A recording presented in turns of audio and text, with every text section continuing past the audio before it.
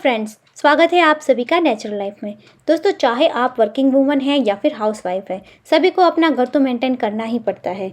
और आज मैं आपसे शेयर कर रही हूँ कुछ ऐसे टिप्स जिसके हेल्प से आप अपने पैसे तो बचा ही सकते हैं, साथ ही साथ बचा सकते हैं अपना समय और मेहनत। तो सबसे पहले देखिए, मैं केले के बारे में बता रही हूँ। तो अक्सर हम केला तो खा लेते हैं लेकिन उसके छिलकों को फेंक देते हैं। केले के छिलके बहुत ही काम की चीज़ है, तो अब से आप उसे फेंकिएगा मत। और आपको लेना है एक बाउल में 1 लीटर जितना पानी, और उसके अंदर आपको जो छिलके आप फेंक देते हैं उसी छिलकों को लेना है और इस तरीके से छोटे छोटे टुकड़े करके काट लेना है। मैं यहाँ पर 4 से 5 केले के छिलके लूँगी और इसे पानी में इस तरीके से कट करके डाल दूँगी। आप यहाँ पर छिलके कम या ज़्यादा अपने हिसाब से कर सकते हैं। अब मैंने ली है ये चाय पत्ती, जो कि चाय बनने के बाद वेस्ट बचती है, वही मैंने लिया है। और ये मैं ज़्यादा छिलके लिए हैं तो ये भी मैं ज़्यादा ले रही हूँ, 2 बार की मैंने ली है और इसे भी हम इसके अंदर ऐड कर लेंगे। अब मैंने ली है कॉफ़ी की 1 चम्मच और कॉफ़ी को भी हम इसके अंदर ऐड कर लेंगे। अब इन सभी को हमें अच्छे से मिक्स कर लेना है। सभी चीज़ों को मैंने अच्छे से मिक्स कर लिया है। अब इसके अंदर मुझे पानी थोड़ा कम लग रहा है तो मैं थोड़ा सा और पानी ऐड कर लूँगी। तो ये देखिए, अब ये अच्छे से मिक्स होकर रेडी हो चुका है सब कुछ। अब इसे हमें ढक कर रख देना है 2 दिनों के लिए। तो 2 दिन हो गए हैं दोस्तों। अब इसे हम देख लेते हैं। तो ये देखिए, ये कुछ इस तरीके से दिखेगा। अब इसे हमें छन्नी की हेल्प से छानना है, तो मैं छन्नी से इसे पहले हिला लूँगी। अब देखिए, इस तरीके से हम इसे छानेंगे। तो ये काफ़ी गाढ़ा हो चुका है तो अभी आसानी से नहीं छन रहा है। तो इसे छानने के लिए आप जो पूरी सेकने का बड़ा सा जारा होता है उसका यूज़ कर सकते हैं। देखिए, मैं यहाँ पर आपको छान के दिखा रही हूँ। इसमें ये बहुत ही ईज़िली सारा जो वेस्ट है वो निकल जाएगा। तो अब मैंने छन्नी से इसे छान लिया है। तो ये एक बहुत ही अच्छा सा एक खाद हमारा रेडी हो चुका है। अगर आप स्प्रे बोतल का यूज़ करना चाहते हैं तो इसे स्प्रे बोतल में भरकर आप पौधों के ऊपर छिड़क सकते हैं। तो आपको इस तरीके से छानने की ज़रूरत पड़ेगी। और अगर आप डायरेक्टली देना चाहते हैं तो आपको दोबारा छन्नी से छानने की ज़रूरत नहीं है। और ये जो बेकार चीज़ें हैं इसे भी आप सुखाकर यूज़ कर सकते हैं, पौधों में डाल सकते हैं।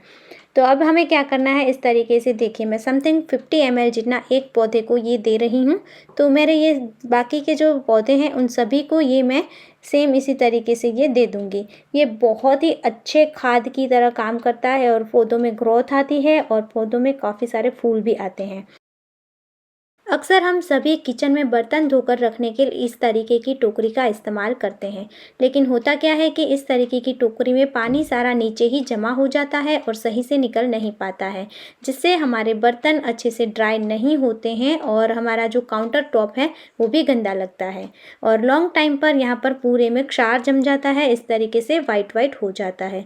तो आपको क्या करना है, इसके लिए ये मेरी एक और टोकरी है जिसमें मैंने देखिए इस तरीके का जुगाड़ किया है। मैंने यहाँ पर जो हम कोका कोला, थम्स अप या फैंटा लेते हैं उसके बोतल के ढक्कन होते हैं उसका इस्तेमाल किया है।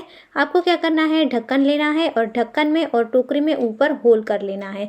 मैंने यहाँ पर ड्रिल का इस्तेमाल करके होल किए हैं। अगर आपके पास ड्रिल नहीं है तो आप किसी नुकीली चीज़ को गर्म करके भी होल कर सकते हैं। अब होल करने के बाद मैंने यहाँ पर स्क्रू की हेल्प से इसे फिक्स कर लिया है। तो आप इस तरीके से चारों कॉर्नर पर यहाँ पर ढक्कन को फिक्स कर लीजिए। तो नीचे यहाँ पर स्पेस बन जाएगी तो इजीली पानी हमारा ड्रेन हो जाएगा, सारा पानी निकल जाएगा।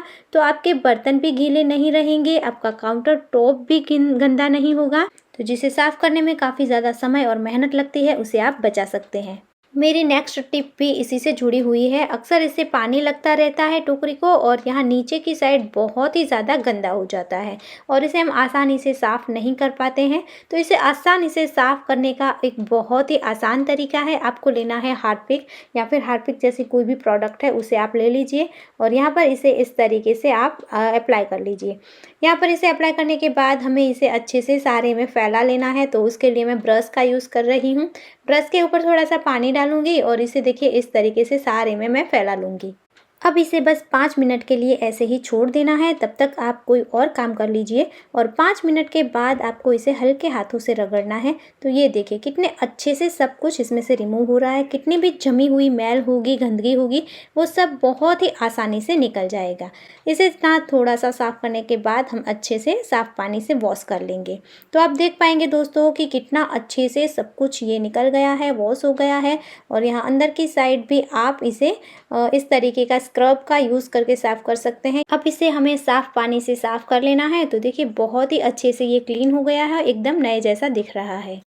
सो गाइस, हार्पिक और ब्रश की हेल्प से आप बहुत ही कम समय में, बहुत ही कम मेहनत में इसे बना सकते हैं एकदम नए जैसा। नेक्स्ट भी मैं इसी से जुड़ी हुई एक बहुत ही अच्छी सी टिप्स आपको बता रही हूँ।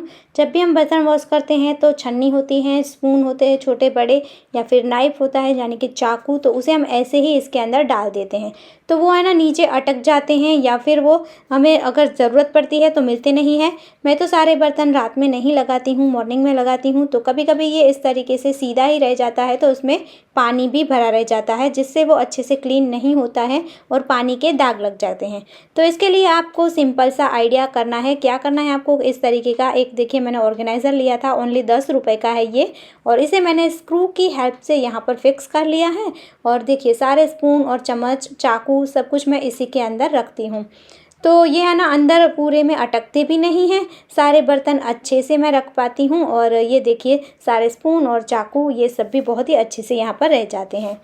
तो आपको अगर इस तरीके का कंटेनर फिक्स करने के लिए स्क्रू नहीं चाहिए तो आप कोई डोरी से भी कर सकते हैं, या फिर इस तरीके का सिंपल आप टब ले सकते हैं, जिसे आप यहाँ पर लगा दीजिए, जिसे हम नहाने के लिए इस्तेमाल करते हैं।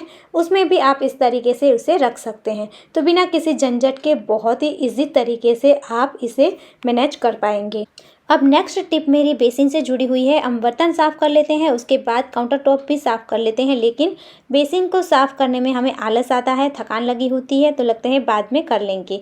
लेकिन उसी वक्त अगर हम इसे क्लीन कर लेंगे तो हमें सिर्फ 10 या 20 सेकंड लगेंगे, लेकिन बाद में ये कंटिन्यू ऐसा हो के इतना गंदा हो जाता है कि हमें इसे साफ़ करने में आधा घंटा या फिर उससे भी ज़्यादा समय लग सकता है। जिससे क्या होता है नहीं कि हमें लगता है कि आज मेरे पास टाइम नहीं है, बाद में करूँगी, बाद में करूँगी। उसकी वजह से हमेशा ही ये हमारा गंदा पड़ा रहता है, तो हमें काम करने में भी अच्छा नहीं लगता है। तो आपको क्या करना है कि जब आप बर्तन साफ़ कर लें, उसके बाद जो आपका स्क्रब है उसमें थोड़ा बहुत लिक्विड तो ऑलरेडी होता ही है, तो उसी से आप यहाँ पर इस तरीके से थोड़ा सा इसे घिस लीजिए। बस घिसना भी नहीं है, बस अप्लाई कर लीजिए और फिर इसे वॉश कर दीजिए। आप देखेंगे कि आपका जो बेसिंग है वो एकदम अच्छा हो जाएगा, चमकने लगेगा, और ये हमेशा ही ऐसे ही चमकता रहेगा। कभी इतना ज़्यादा गंदा नहीं होगा कि आपको इसमें बहुत सारा समय देना पड़े और बहुत सारी मेहनत करनी पड़े। और उसके बाद आप जब काउंटर टॉप को भी एक सूखे हुए पोछे से साफ़ करते हैं, उसी के साथ इसे भी साफ़ कर लीजिए, तो इसमें कोई दाग धब्बा भी नहीं रहेगा। और इसके लिए भी आप पुराने कपड़ों का यूज़ कर सकते हैं। जैसे कि मैंने यहाँ पर एक पुराने टी शर्ट की स्लीव्स का इस्तेमाल किया है। तो मैं जो पुराने कपड़े होते हैं जिसका हम यूज़ नहीं कर पाते और डोनेट करने के लायक भी नहीं होते हैं, इसे छोटे छोटे टुकड़ों में कट करके रख लेती हूँ किचन में, और फिर इसे मैं यूज़ करती हूँ, और यूज़ करने के बाद इसे मैं थ्रो कर देती हूँ। तो आप इस तरीके से पुराने कपड़ों को कट करके रख सकते हैं, और फिर इसे नहीं यूज़ करना है तो वॉश करने की भी झंझट नहीं है, इसे आप फेंक सकते हैं। नेक्स्ट टिप भी मेरा यही है, अगर हम कूड़ेदान में डायरेक्टली इस तरीके से सारा कूड़ा फेंकेंगे तो ये पूरा बहुत ही ज़्यादा गंदा हो जाता है, और आगे जाकर इसमें से बहुत ही ज़्यादा बदबू भी आती है, तो हमें बार बार इसे वॉश भी करना पड़ता है।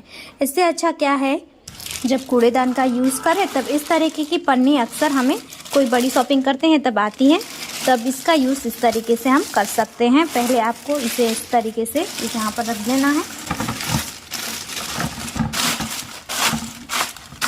अब इसी के अंदर हम कूड़े को डालेंगे।